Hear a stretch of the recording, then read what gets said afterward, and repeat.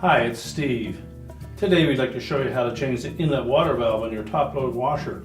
It's a really easy job. Let me show you how we do it. Now to do this repair, we will need access to the back of the washer, and we'll also need to disconnect power to the washer.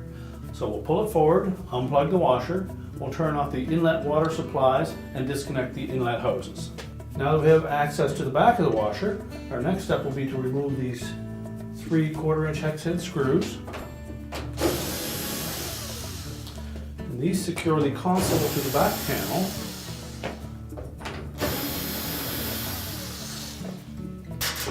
Now once we've removed them, we'll just tilt that console slightly forward, and then as we're facing the back of it, we're going to push it a bit to the left.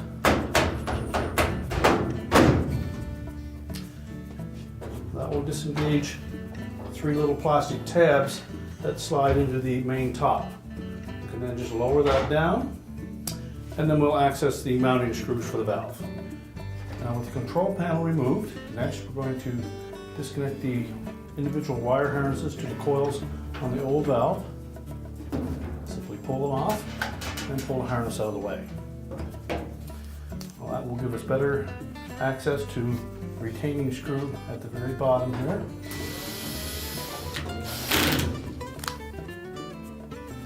Now that gives us better access to the screw at the front of that valve.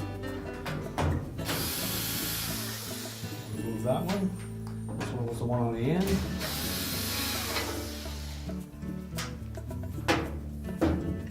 And then we can pull that valve away from the back panel.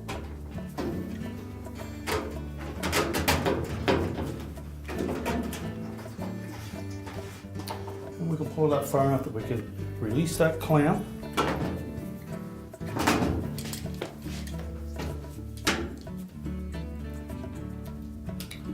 Just slide that clamp down onto the hose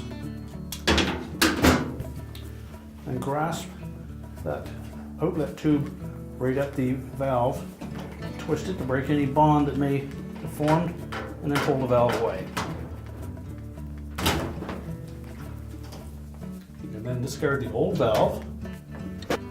Now when installing the new valve, we'll begin by inserting the outlet tube onto the valve first.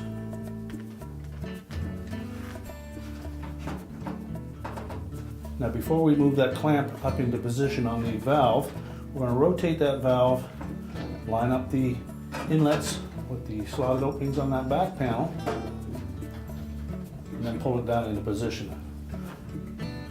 That will prevent that hose from kinking. Now once we have it in place, we'll squeeze that clamp and slide it up onto the valve.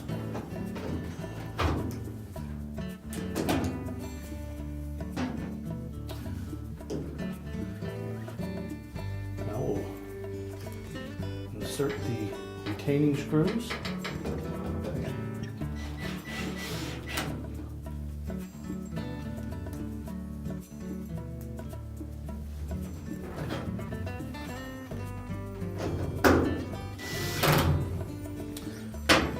Tighten both of those securely. We'll rotate that harness back into position. The red connector will go on the left side and the blue on the right. That corresponds with the cold inlet and the hot inlet. Now we can tuck the harness down into that opening. Make sure it's behind the lip of that top panel. And then we're going to line up these 3 tabs with the 3 slotted openings on the top. Drop it down into position, and we'll push it all the way to the left, and then lay it up against the back panel. Now we're ready to put the retaining screws in the back. So make sure that that back panel is tucked in underneath the top edge of the console and lays up against it. Line up the screw holes and then secure it.